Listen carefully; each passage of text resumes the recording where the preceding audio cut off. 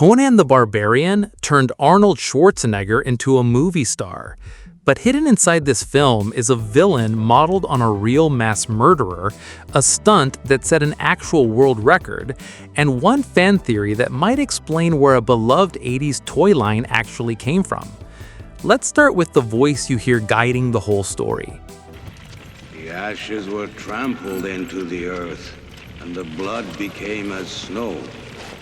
Who knows what they came for?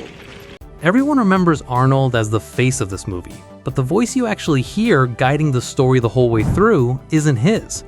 The studio originally wanted Arnold to narrate his own film. His thick Austrian accent made executives nervous. You son of a bitch! So the job went to co-star Mako instead, and it turned out to be the right call. Mako's narration gave the film this mythic, storybook quality, and it left Conan himself more mysterious, since we never actually hear him explain his own thoughts out loud. Speaking of Arnold, there's a scene where the wizard paints protective symbols across Conan's unconscious body. He wasn't acting unconscious, he actually fell asleep.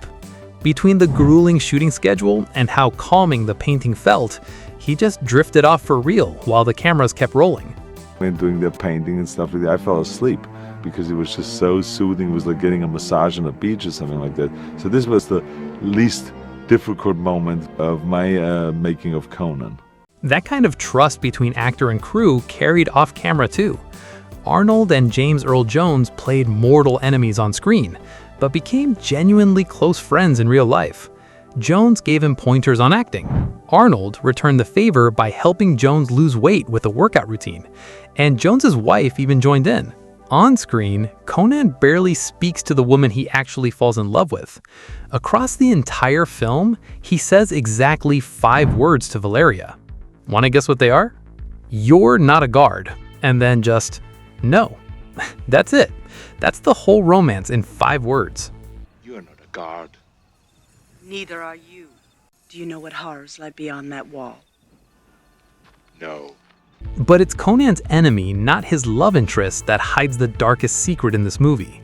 Thulsa Doom's cult, specifically the scene where he orders a mass suicide, wasn't invented for the film.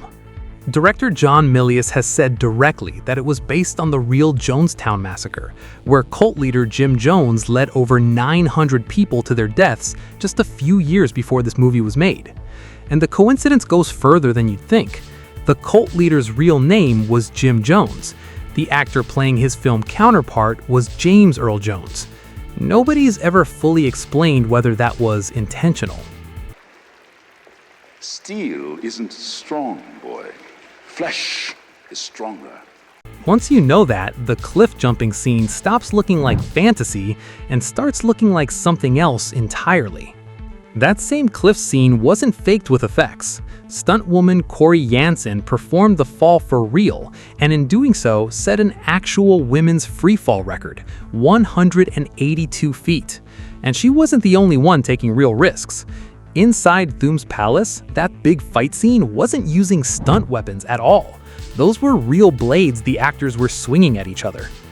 And some plastic swords, fiberglass swords, or aluminum swords. So depending on how close one got, this determined on what kind of a sword was used, or how close you were to the camera to make sure that it looks believable. Real risk-taking runs through this film, and so does real strength, starting with Conan's own father.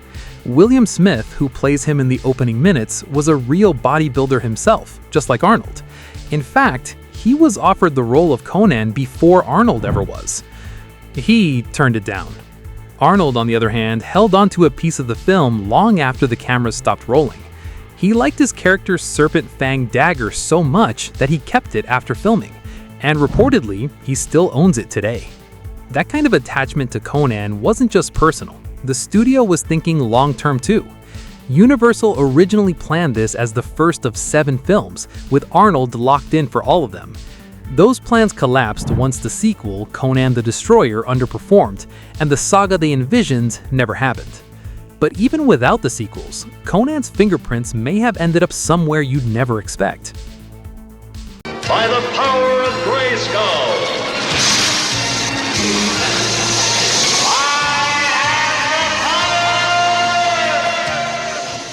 There's a long-running Hollywood legend that Mattel planned to make Conan action figures until executives actually watched the finished film and realized how violent and sexual it was. Rather than scrap the toy line, the story goes, they lightened the character, gave the doll blonde hair, and that became He-Man.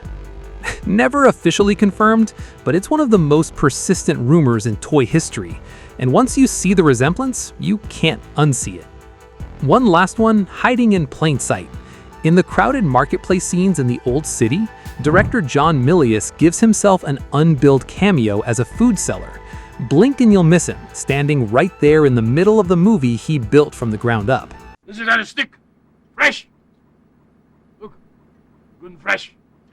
So next time someone calls Conan the Barbarian just another slice of 80s cheese, remind them it's got a real mass murderer hiding inside its villain, a stunt record inside its brutal scene, and maybe even He-Man hiding in its DNA. Which one of these did you not know? Drop it in the comments. I read every one.